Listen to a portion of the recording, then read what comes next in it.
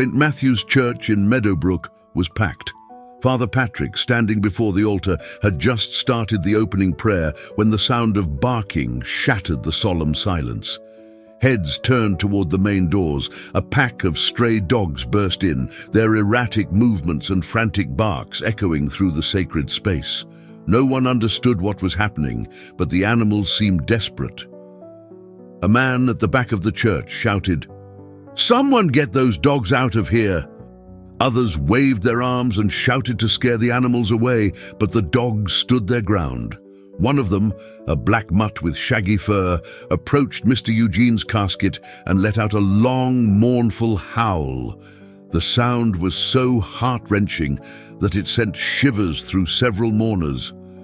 Father Patrick stopped mid-sentence, his trembling hands clutching the missal. "Brothers and sisters, we must remain calm," he urged, though his voice betrayed his unease. No one had ever seen Father Patrick lose his composure, and his visible distress only heightened the tension in the room. Mrs. Louise, sitting in the front row, whispered under her breath, "Dogs can sense things we cannot. They say they can see the souls of the departed. Maybe Eugene isn't at peace." Her comment didn't go unnoticed, and murmurs of unease rippled through the congregation.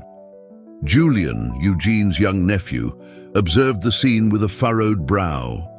Something about the dog's behavior struck him as deeply strange, especially the prolonged, almost human-like howling of the black dog. He couldn't take his eyes off the animal that refused to leave the casket.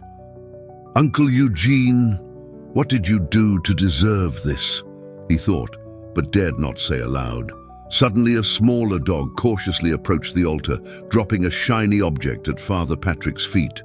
The priest bent down carefully and picked up what appeared to be an old medal.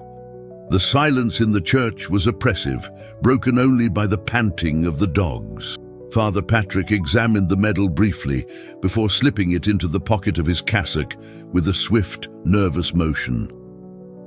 "Let us continue with the ceremony," he said firmly, though his voice sounded strained. But the congregation was far from reassured. The dogs remained, watching with an unsettling intensity. When the Mass ended and the pallbearers began moving Eugene's casket to the cemetery, the dogs followed the funeral procession. The townspeople murmured nervously as they walked, their whispers growing louder. Some claimed it was a bad omen. Others speculated the dogs were just hungry. Julian followed in silence, unable to stop thinking about the medal the priest had taken. At the gravesite, the dogs dispersed, all except for the black one, who stayed by the grave until the casket was lowered into the ground. As the black dog let out one final, piercing howl, the echo seemed to reverberate in the hearts of all present. Without warning, the dog disappeared into the shadows of the gravestones. No one commented, but Julian knew this was no coincidence. Something was out of place, and the dogs held the key to understanding it. That night, a heavy silence blanketed Meadowbrook, heavier than usual. In every corner of the town, neighbors exchanged hushed whispers about what had transpired at the funeral. "They say the dogs know something," a young man remarked in the town square. "Maybe they're the spirits of those Eugene wronged in life," another responded, crossing his arms uneasily. Back at Eugene's family home, Julian sat at the worn wooden dining table, the dim light flickering faintly as if mirroring the uncertainty in the air. Julian, arms crossed and brow furrowed, replayed every moment of the funeral in his mind. The black dog's gaze lingered in his thoughts. "Why did it stay?" he murmured to himself, breaking the silence. His mother, Carmen, joined him at the table with a steaming cup of coffee. "Your uncle was always an odd man, Julian. Kind, but secretive. No one really knew what he was up to in his later years. Maybe those dogs hold the answers," she said, taking a slow sip. Julian shook his head, but stayed quiet. Meanwhile, at the church, Father Patrick sat alone in the confessional, clutching the medal the dog had left behind. It was small and simple in design, but something about it unsettled him. On the back, engraved in faded letters, was a name, Eugene Morris, and a date, 1948. The priest closed his eyes and sighed deeply. He vaguely remembered seeing something similar years ago, but couldn't place where. The following day, the tension in Meadowbrook grew. The dogs from the funeral still roamed the streets, and the townspeople avoided them at all costs. Mrs. Louise, always the first to offer a supernatural explanation, proclaimed loudly in the town square, "Those animals are here for a reason. Eugene had a secret, and they're proof that his soul isn't at rest." A musty, damp odor wafted out, and Julian shone his flashlight around the space. Stacks of dog food bags lined the corners, and in the center lay old blankets and empty metal dishes. "What is this?" he muttered, moving objects aside. Beneath a pile of dusty cloth, he found a wooden box filled with letters, all addressed to Father Patrick. Taking the top letter, he quickly read the contents, growing increasingly alarmed. Without hesitation, he rushed to the church to hand the letter to the priest. Father Patrick took the letter with trembling hands. Reading the opening lines aloud, his eyes widened in shock. "Eugene, what have you done?" he whispered. Julian pressed for answers, but the priest promised to reveal everything during a special service the following evening.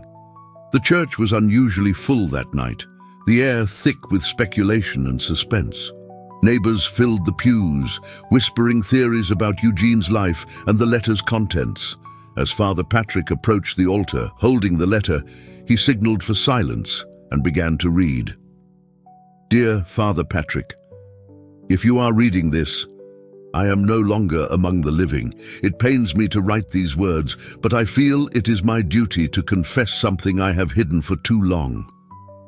In the later years of my life, I found solace and purpose in caring for the stray dogs of Meadowbrook. What started as a simple act of kindness became something far more meaningful. It wasn't out of altruism that I began feeding them. It was out of guilt. Decades ago, in my youth, I made a mistake, a terrible mistake I've never been able to forgive myself for. Out of ignorance and cruelty, I harmed a creature that sought only safety. Since that day, I've lived with a weight on my soul. The dogs became my way of seeking the forgiveness I couldn't give myself. They taught me lessons I never learned from men, unconditional loyalty and pure love. When I take my final breath, I hope they will not be remembered as strays, but as souls with purpose. If you can, Father, please help them. I know it's a lot to ask, but I hope you find it in your heart to continue what I've started." Louise dabbed at her eyes with a handkerchief, and whispers of sympathy and awe rippled through the crowd, but Julian felt unsatisfied. While the letter explained Eugene's relationship with the dogs, it didn't address everything. Why had the animals acted so strangely at the funeral? What was the significance of the medal? Julian stood, breaking the silence. "Father, this letter is only part of the story. There's something more. I'm sure of it." Father Patrick, startled by the interruption, responded gently, "Julian, what your uncle did was remarkable. Perhaps not everything has a clear explanation. Faith and mystery often walk hand in hand." Lifting the wooden panel, he uncovered a metal box. Inside were old photographs of Eugene, surrounded by dogs, sketches of crosses, and a journal. Julian flipped through the journal, discovering it wasn't just a record of Eugene's activities, but a personal confession. In the final entries, Eugene mentioned the black dog that had appeared at his funeral. "He is the guardian," one passage read. "When I'm gone, he will guide the others." Julian closed the journal, more intrigued than ever. Something much larger was at play, and it involved not just his uncle but the entire town. The next morning, Julian brought the journal to Father Patrick before Mass. "Father, this is also part of my uncle's legacy," he said, handing over the worn notebook. The priest skimmed the pages, his eyes widening at the mention of the Guardian. "This changes everything, Julian," he murmured. "This isn't just a confession, it's a legacy." It dropped a rusty key at Father Patrick's feet. Kneeling, the priest picked up the key, holding it high for all to see. This was part of Eugene's writings," he said, his voice trembling. He spoke of a key that would unlock the heart of his legacy. The black dog sat quietly near the altar, its mission seemingly complete.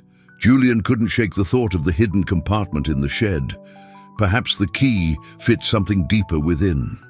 After the service, Julian and Father Patrick returned to Eugene's house, accompanied by Julian's mother, Carmen, and a small group of curious townsfolk.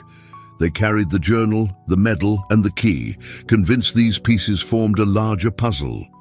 Back in the shed, Julian pointed to the hidden compartment. "This is where I found the journal. Maybe there's more."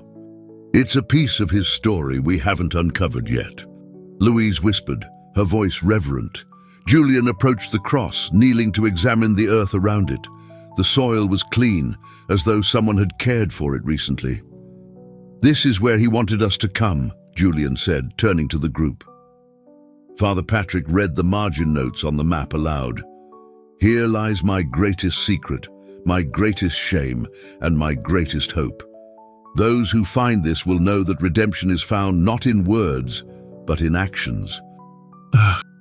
Eugene wrote of his deep remorse and his symbolic pact with the dogs he cared for.